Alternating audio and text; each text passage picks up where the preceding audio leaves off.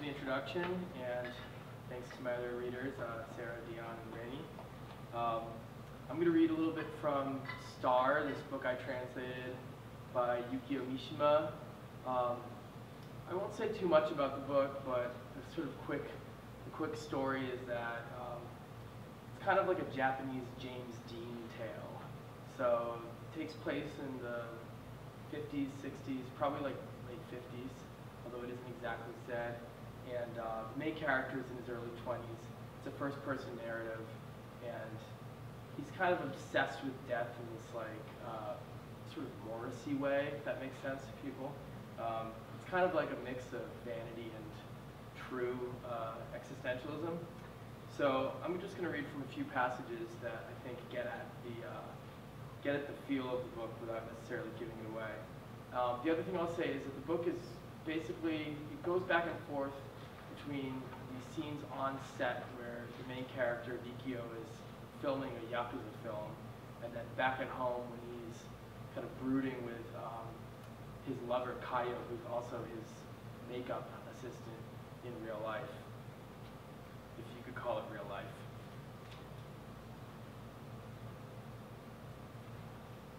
Kaio never gave a thought to jealousy. Every day she went through the entertainment magazines and weeklies strewn about my bedroom, cut out every column or interview that I appeared in, and diligently pasted the clippings into a scrapbook.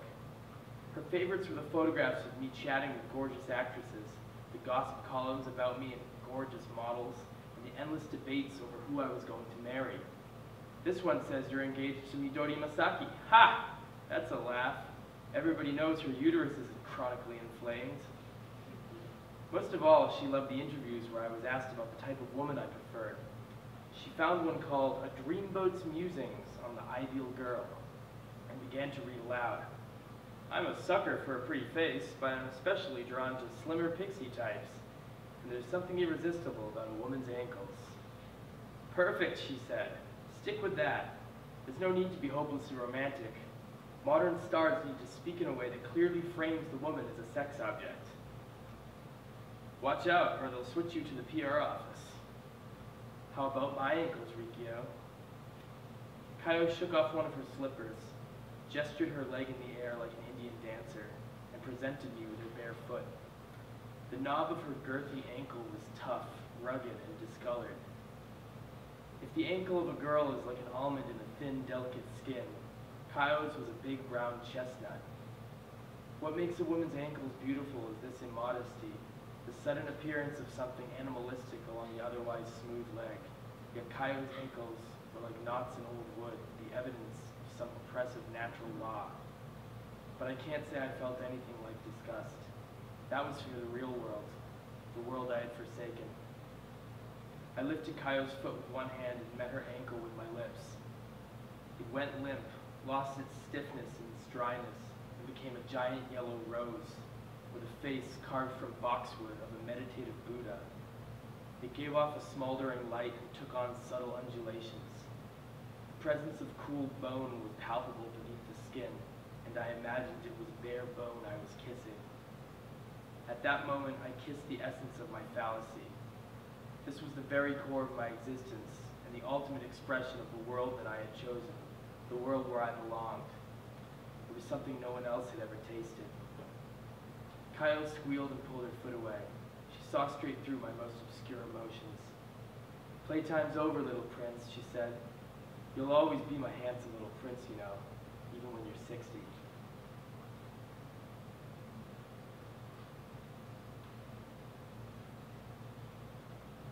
By the next afternoon, it was clear that we would probably be shooting well into the night, but I didn't ask Kaio to call my mother and say that we'd be late for my birthday.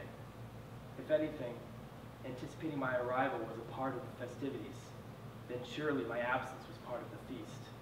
That's right. It's better for a star to be completely absent.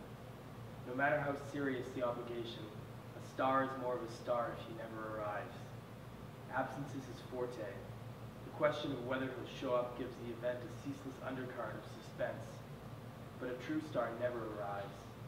Showing up is for second-rate actors who need to seek attention. Tonight, I'd come home to find the table heaped with dirty plates, a sign that everyone had gone home satisfied, and and then I'd climb the stairs and fall asleep. The people wait for me, checking their watches, standing at their doorsteps, but I'm a speeding car that never stops. I'm huge, shiny, and new, coming from the other side of midnight. My gliding mass is strangely solid for a phantom, clad in a metal that's lighter than air. Vaulting from the abyss of my garage, deep in the deepest folds of night, I blast forth, almost floating off the ground, and rattle the sky with a crash of silver. Trees damp with dew sag and weep as I race past them, and the nocturnal birds flocking after me lay screaming in my wake. One by one, I overturn the traffic signs that line the road like white memorials. The gas stations I pass erupt in flames, leaving pox of fire on the expanse of night. I ride and never arrive. There are too many movies like this to count. From this snippet alone, you probably get the feeling that you've seen this one a couple times at least.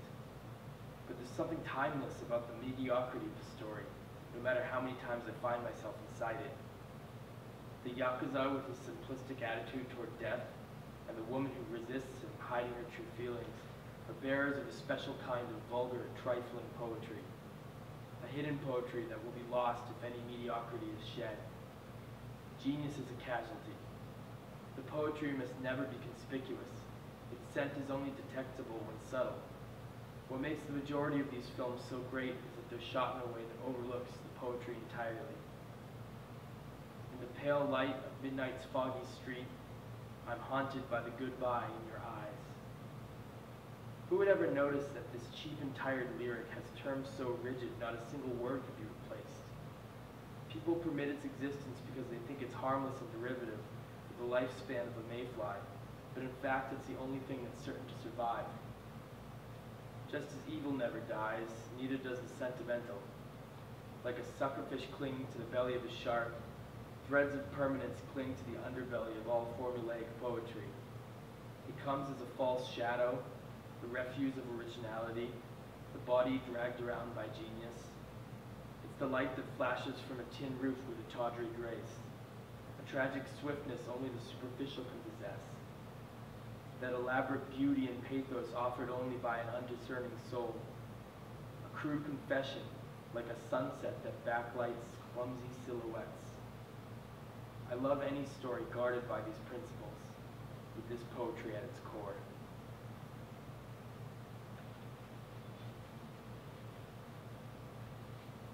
It's become a tradition for me to pin up the life-size poster from my current project right inside the front door. Every night when I get home, I'm the first one there to greet me. As we neared the end of filming, the posters kept coming. That night, I found a life-size color poster of me waiting in the mail. The format was always the same. I stood alone against a white background. Theaters everywhere would paste these onto sheets of plywood, cut around my body with a jigsaw, and stand me up outside the entrance. On windy days, there was nothing worse than passing a movie theater on the edge of town and seeing myself knocked face down on the pavement.